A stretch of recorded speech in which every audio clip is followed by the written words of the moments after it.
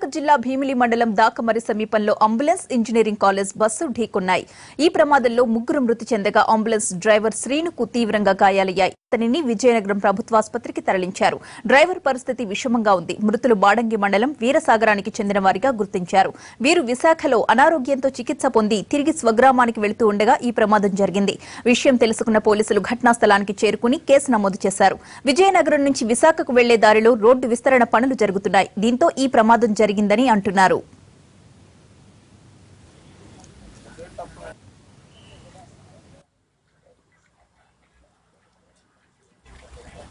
Road ప్రమాదంపై పూర్తి సమాచారం మా ప్రతినిధి కోటేశ్వరరావు అందిస్తారు. కోటేశ్వరరావు, చెప్పండి, ప్రమాదం అసలు ఎలా జరిగింది? మృతి చెందిన వారి వివరాలు ఏంటి? విజయనగరం జిల్లాలో ఘోర రోడ్డు ప్రమాదం చోటు చేసుకుంది. యాక్చువల్ గా విజయనగరం జిల్లా లిమిట్స్ దగ్గరలో ఉన్నప్పటికీ అది విశాఖ జిల్లా భీమిలి పోలీస్ స్టేషన్ పరిధిలోకి వస్తుంది.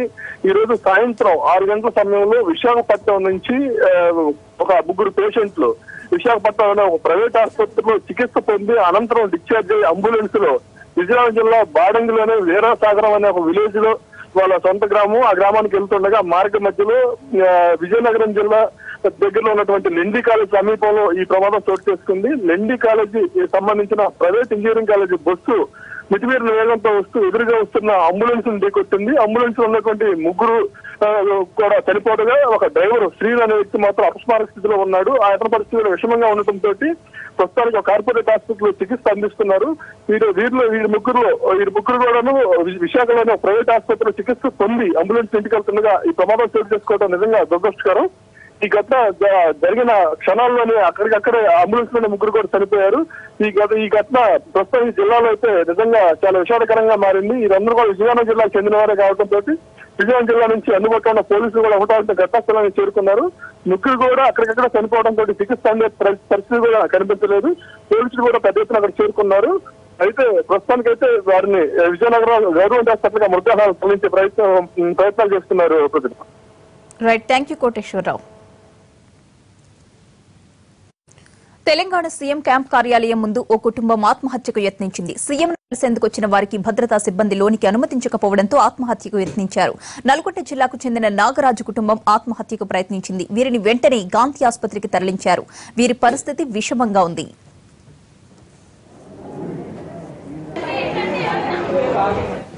నాగరాజు కుటుంబం సీఎం రిలీఫ్ ఫండ్ కోసం క్యాంప్ ఆఫీస్ కు కూతురు నవ్య, మేనల్లుడు శ్రీనివాస్ తో కలిసి వచ్చారు. సీఎం లేకపోవడంతో పాటు కార్యాలయంలోకి అనుమతించకపోవడంతో వెంట తెచ్చుకున్న పురుగుల మందు తాగి క్యాంప్ ఆఫీస్ ముందే ఆత్మహత్యా యత్నానికి పాల్పడ్డారు.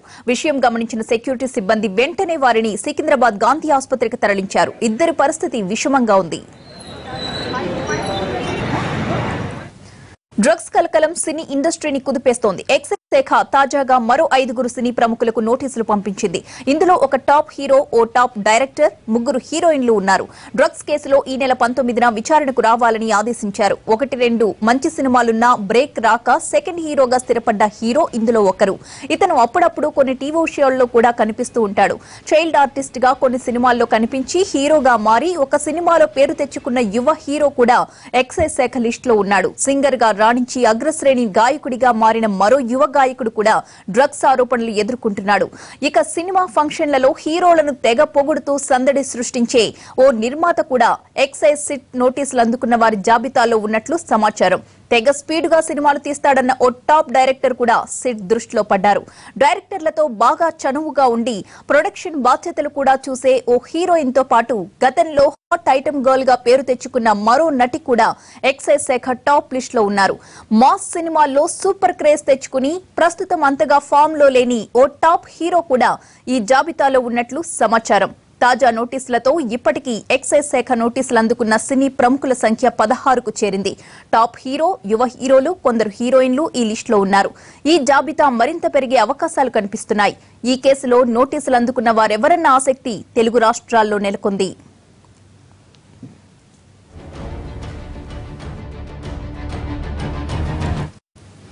జగిత్యాల జిల్లాలో ఎంపీ కవిత హరితహారం కార్యక్రమంలో పాల్గొన్నారు. అధికారులతో కలిసి ఆమె మొక్కలు నాటారు. ప్రజలంతా ఈ కార్యక్రమంలో పెద్ద ఎత్తున పాల్గొనాలని పిలుపునిచ్చారు.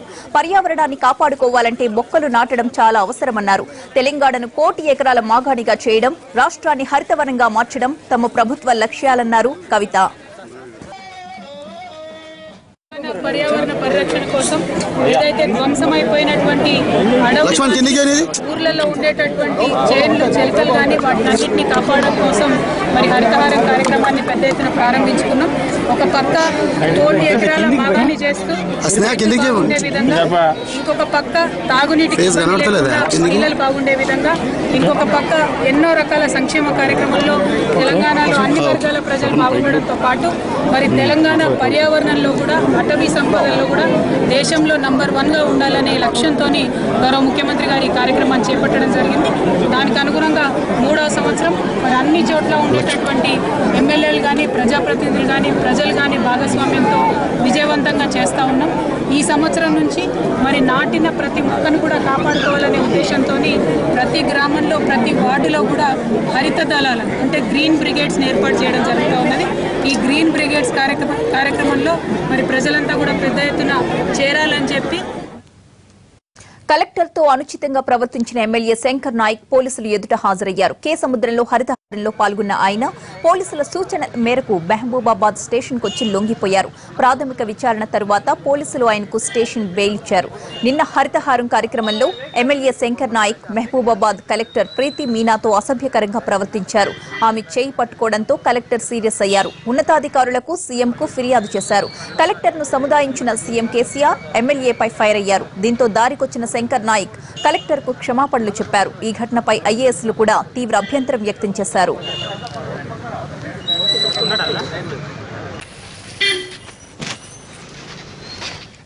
కేసీఆర్ సర్కార్లో మహిళల భద్రతకు భరోసా కరువైందని ఆవేదన వ్యక్తం చేశారు టీటీడీపీ నేత రేవంత్ రెడ్డి. మహిళా కలెక్టర్పై మహబూబాబాద్ ఎమ్మెల్యే శంకర్ నాయక్ తీరును ఆయన తప్పుపట్టారు. ఆ వ్యవహారంపై ప్రభుత్వం స్పందించిన తీరు చూస్తే తెలంగాణలో పరిపాలన ఎలా సాగుతుందో అర్థం చేసుకోవచ్చన్నారు. ఈ రాష్ట్రంలో ఓ ఉన్నతాధికారికి రక్షణ లేకపోతే ఎలా అని ప్రశ్నించారు. మహిళల పట్ల ప్రభుత్వ వైఖరిని అంతా ఖండించాలన్నారు రేవంత్ రెడ్డి.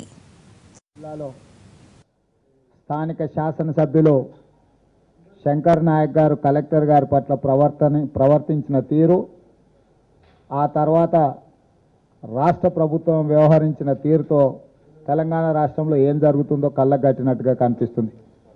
ప్రధానంగా నిన్న ప్రభుత్వ అధికారిక కార్యక్రమంలో మహబూబాబాద్ జిల్లా కలెక్టర్ ప్రీతి మీనా గారిని బహిరంగంగా టీఆర్ఎస్ పార్టీ శాసనసభ్యుడు అవమానించే విధంగా, ఆ అధికారి మనస్తాపం చెందే విధంగా వ్యవహరించడాన్ని ప్రజలందరూ ఖండించవలసిన బాధ్యత ఉన్నది.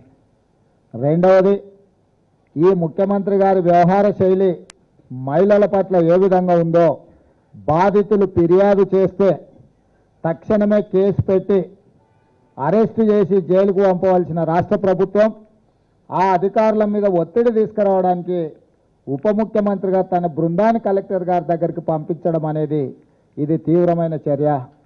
ఈరోజు జిల్లా కలెక్టర్ గారి పట్ల గత 6 నెలల నుంచి టీఆర్ఎస్ శాసనసభ్యుడి వ్యవహారం పట్ల చీఫ్ సెక్రటరీ గారికి, ప్రభుత్వ పెద్దలకు ఫిర్యాదు చేసిన చర్యలు తీసుకోకపోవడం వల్ల ఇంతకంటే ముందు జనగామ జిల్లాలో కూడా జాయింట్ కలెక్టర్ గారి పట్ల వ్యవహరించిన స్థానిక శాసనసభ్యుడు యాదగిరి రెడ్డి గారి వ్యవహారంలో కూడా ప్రభుత్వం చర్యలు తీసుకోకపోవడం వల్ల ఇవాళ టీఆర్ఎస్ మూకలు బర్తెగించి ఐఏఎస్ అధికారులకే రక్షణ లేని పరిస్థితులు ఈరోజు రాష్ట్రంలో ఏర్పడ్డాయి. మహబూబాబాద్ లో కలెక్టర్ పై ఎమ్మెల్యే తీరును మహిళా కాంగ్రెస్ తీవ్రంగా ఖండిస్తోందన్నారు ఆ పార్టీ నేత సునీత. శంకర్ నాయక్ తో క్షమాపణ చెప్పించి వదిలేయకుండా కఠిన చర్యలు తీసుకోవాలని డిమాండ్ చేశారు. అధికారులైన, ప్రజాప్రతినిధులైన మహిళల పట్ల అసభ్యంగా ప్రవర్తిస్తే వాళ్లను వదలకూడదన్నారు. శంకర్ నాయక్ పై గతంలోనే చాలా ఫిర్యాదులొచ్చాయని, అప్పుడు కూడా ప్రభుత్వం ఎలాంటి చర్యలు తీసుకోలేదని ఆరోపించారు సునీత. స్థాయిలో ఉన్నటువంటి అధికారితో ఏ రకంగా ప్రవర్తించాడో మనం అందరం చూసాము. మహిళా కాంగ్రెస్ తరఫున అది తీవ్రంగా ఖండిస్తున్నాము. అంతేకాకుండా ఊరికని క్షమాపణలు చెప్పించి వదిలేయకుండా తప్పకుండా అతనిపైన కఠిన చర్య తీసుకుంటే ఇంకొకసారి ఇంకెవరు కూడా, అధికారులు కానివ్వండి, ప్రజాప్రతినిధులు కానివ్వండి, మహిళల పట్ల అనుచితంగా ప్రవర్తించే అటువంటి ఈ ధోరణి ఏదైతే ఉందో దీన్ని మళ్ళీ రిపీట్ అవ్వకుండా చూడాల్సినటువంటి బాధ్యత ప్రభుత్వం పైన ఉందనేటువంటి మాటను ఈ సందర్భంగా మహిళా కాంగ్రెస్ తరఫున చెప్తున్నాము. ఎందుకంటే ఈ శంకర్ నాయక్ పైన గతంలో కూడా చాలాసార్లు ఫిర్యాదులు రావడం జరిగింది.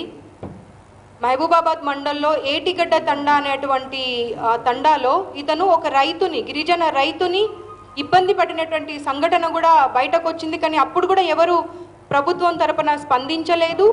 అంతేకాకుండా అతని పైన చర్య కూడా తీసుకోలేదు. అంటే అక్కడ ఒక గిరిజన రైతు, 4 అమ్మాయిలు ఉన్నారు వాళ్ళకు. అక్కడ తనకు ల్యాండ్ ఉండింది. ఆ ల్యాండ్ ఏంటంటే రోడ్డుకు వచ్చి ఇప్పుడు కొంచెం కాస్ట్లీ ల్యాండ్గా మారడం వల్ల ఆ ల్యాండ్ని తనకు రాసివ్వాలని చెప్పి ఆ రైతు పైన ఆయన ప్రెషర్ పెట్టడం జరిగింది. అంతేకాకుండా ఆ 4 అమ్మాయిల పట్ల కూడా చాలా అనుచితంగా ప్రవర్తించడం జరిగింది. ఈ అమ్మాయిని నాకు అమ్మేస్తావా అని, లేకపోతే ఆ రకంగా, అంటే అమ్మాయిలు అని చిన్న చూపు. విపక్ష నేతలను గొర్రెలతో సీఎం కేసీఆర్ పోల్చడంపై మండిపడ్డారు జీవన్ రెడ్డి. తమను గొర్రెలతో పోల్చడాన్ని ఆయన విజ్ఞతకే వదిలేస్తున్నామన్నారు. అయితే గొర్రెలు ఎప్పుడూ ఒకరికి హాని చెయ్యవని, సౌమ్య జంతువులని అన్నారు జీవన్ రెడ్డి. కేసీఆర్ మాత్రం తోడేళ్లాంటి వారని ఆరోపించారు. ప్రభుత్వం చేపడుతున్న కార్యక్రమాల్లో లోటుపాట్లను ఎత్తి చూపడం ప్రతిపక్షాల బాధ్యతని, అది కూడా చెయ్యొద్దు అంటే ఎలా అంటూ జీవన్ రెడ్డి ప్రశ్నించారు.